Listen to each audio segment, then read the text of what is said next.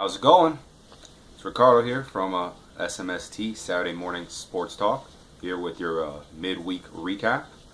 Just going to give you some topics that have gone on since the last time we were on air on this podcast, Saturday Morning Sports Talk with Ricardo Elizondo. You can catch it every Saturday from 10 to 11 p.m. on Mixlr. That's mixlr.com/SMST-W-Ricky-E. Also, don't forget to follow our Twitter at SMST with Ricky E. Also, don't forget to like the Facebook page, which is facebook.com/SMST with Ricky E. And of course, if you're here on YouTube, give us a subscribe also. Come on now. You can't go without subscribing to us. So do that as well. Like the video, I should say. And let's jump right to this. So obviously the first topic we got to talk about is a big Super Bowl win for the Denver Broncos. Many people ruled them out, especially considering how lackluster Peyton Manning has been all season. And he looked lackluster yet again in the game. And I kept tweeting out. You can follow me at Sportaholic12 on Twitter. You can see I was tweeting out, man, when are they going to put the Aussie in? My own little nickname for Brock Osweiler. Peyton was really, really bad. And it's a testament to the storyline of the game, how Von Miller was the one who won the MVP. That showed that the ones who won the game for the Broncos was the defense.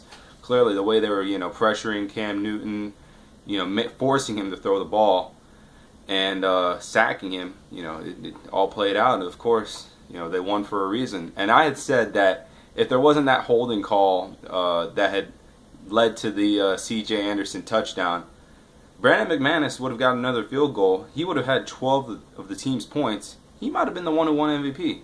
Who knows? We'll never find out.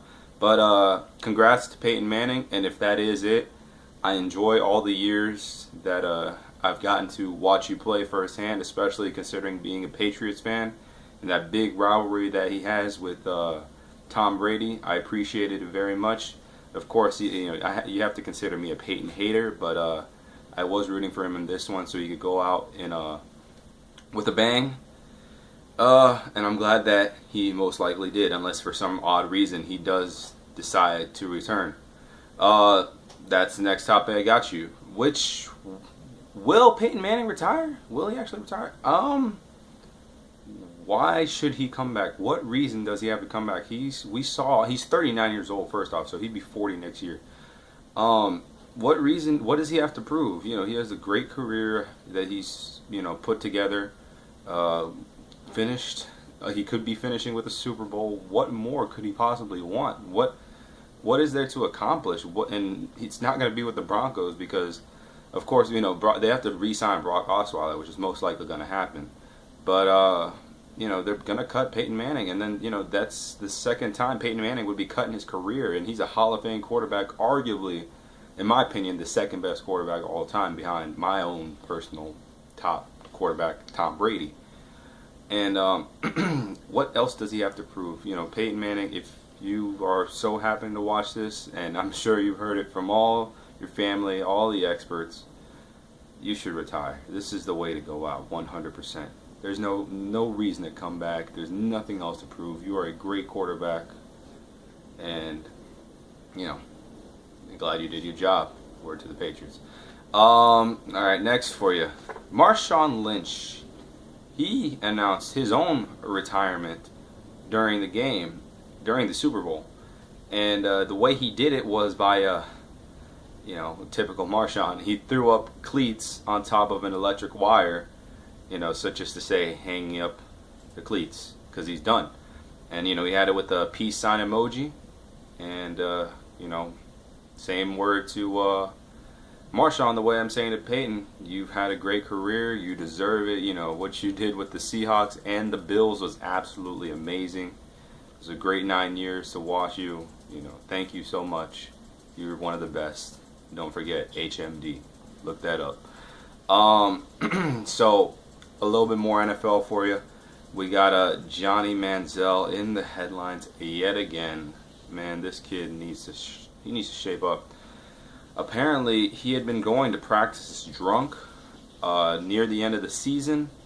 especially during a time when he was the starting quarterback. And this was the time everyone was wondering, oh, Johnny Manziel has a concussion? What happened? Well, apparently the Browns team was covering up for him, saying that instead, because they were denying that he was coming to practice drunk. So what they did, they put him on concussion protocol, and that meant that his season was over, and they were covering for him. So they were pretty much allowing him to do this, no problem. It's just, why would you do that? Go get the kid some help. I mean, clearly he needs it, especially with what we've seen, how he allegedly assaulted his girlfriend, made death threats to himself and his girlfriend. The kid needs some shaping up to do.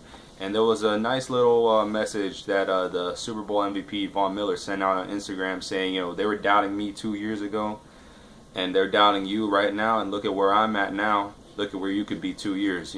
Get straight. You should be good. And then Johnny Manziel, he responded on Instagram by posting a picture of Von Miller saying, champ. So, hopefully Johnny took that message to heart, and he straightens his life up, because he has all of the potential in the world. I'm a huge Johnny Manziel fan. I loved him when he was at A&M, and he really can be something special if he gets straightened out. So hopefully a team will take a chance on him. Reportedly, the Cowboys are no longer interested in him, but that would be a great place for him, especially since he'd be at home. So he'd have his parents there to control him and all that. So I'm hoping Johnny Manziel can get himself straight, because he can be a great quarterback. Not necessarily one best all time, but he can be a solid caliber quarterback. He can lead his team somewhere. So we're going to end the show with a little bit of NBA for you. And let's start off with the Golden State Warriors. As we talk about on the show every week, you may think, oh man, this guy's a Warrior bandwagon. Well, honestly, who isn't? Who can hate this team, first off? This team was built from scratch. I'm a Miami Heat fan, first off. And I know, our team was signed. We signed all the superstars. We signed LeBron. We signed Chris Bosh. We had Dwayne Wade originally. But, signing the other guys. But look at the Golden State Warriors, the way they've done their thing. They drafted Curry. They drafted Thompson. They drafted Green. They drafted Harrison Barnes. They signed Andre Iguodala, and they traded for Bogut, but those aren't even the key guys on the team. All the key guys that were drafted. So, more power to this Warriors team. They're now 47-4 after a 123-110 win over the Houston Rockets last night. And they face the Phoenix Suns tonight before they head off into the All-Star break, and won't be playing until next week. Anybody who thinks that this team will not beat that 72-10 record from the 96 Bulls has to be insane, because this team is something special. It's got to be the best team of all time, in my opinion, the way they've been playing. How do you have only 4 losses? Because they're going to beat the Suns tonight, in my opinion. How do you have only 4 losses heading into the All-Star break? That's just absolutely insane. And like Curry was saying, if they're close to that record, they're going to chase it. So hopefully things will get nice. And hey, maybe they'll even beat that, I believe, 36 game winning streak from the, or no, I believe it's 32 actually. Don't quote me on it, but I believe it's 32 game win streak from the Los Angeles Lakers. Next for you, Blake Griffin. We know that he was out for, breaking his hand. He's out for about 4 to 6 weeks. He's been handed a 4-game suspension. He's not going to have to serve it after he comes back, so it's just going to be 4 games while he's out, and then he'll be able to come back immediately.